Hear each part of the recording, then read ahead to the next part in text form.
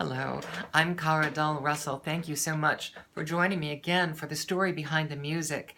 Today I'm going to have just a brief introduction to a work by Gabriel Faure, his Fantasie for Flute and Orchestra, Opus 79, originally composed for flute and piano.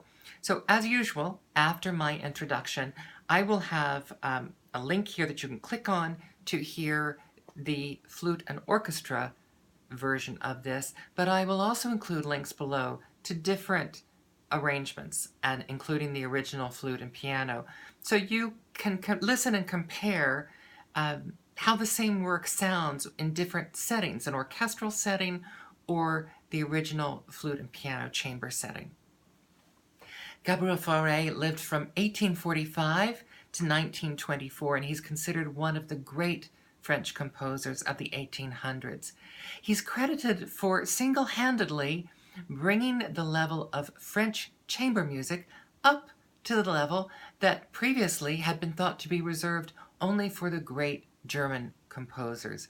Similarly, he's often mentioned as a central composer of French art songs, and with bringing the complexity and depth of French art song music, chanson, up to the level of the German leader of Franz Schubert.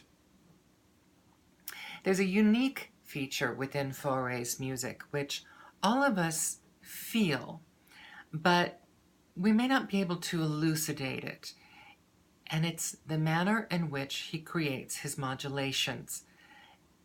The way that he does this has been called side-slipping. The usual modulation in a piece of music would lead the listener from one key to the next key in a progression to adjust the ear and lead the listener to the new key, or it would be done at a break where it suddenly goes, the key goes higher. You'll often hear this in Broadway songs for a big finish. There's a key change that takes it higher.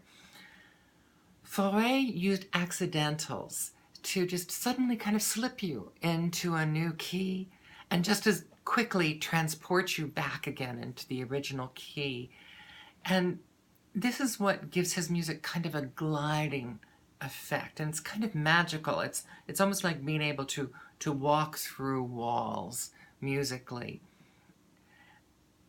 As with many artists, Faure suffered from depression most of his life. He had seen serious action as an infantryman during the Franco-Prussian War, and that may have played a part in his depression.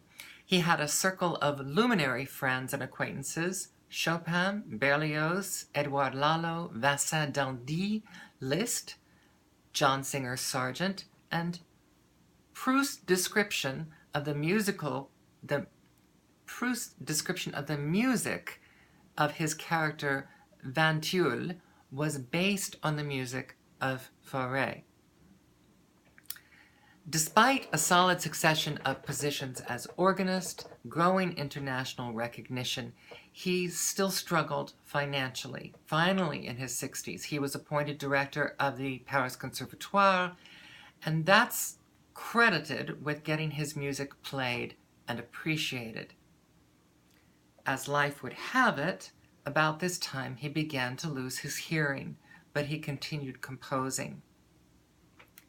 His music has a timeless quality, and while his name is almost never the first name of a composer on people's lips, his music has also never gone out of fashion. Only about 2 years ago, pianist Sally Pincus recently released a CD of his Barcarolles for solo piano. Incredibly lovely works, and I'd encourage you to seek it out, especially if you're a piano player, to seek out these large set of barcarolles, music that sounds similar to Viennese songs that have that kind of rolling, rowing sound and feeling to them. His admirers included Copland, Poulenc, and Ravel, and some of his famous students were Cochelin, Ionescu, and Nadia Boulanger, and Ravel, who spoke of Faure's music with adoration.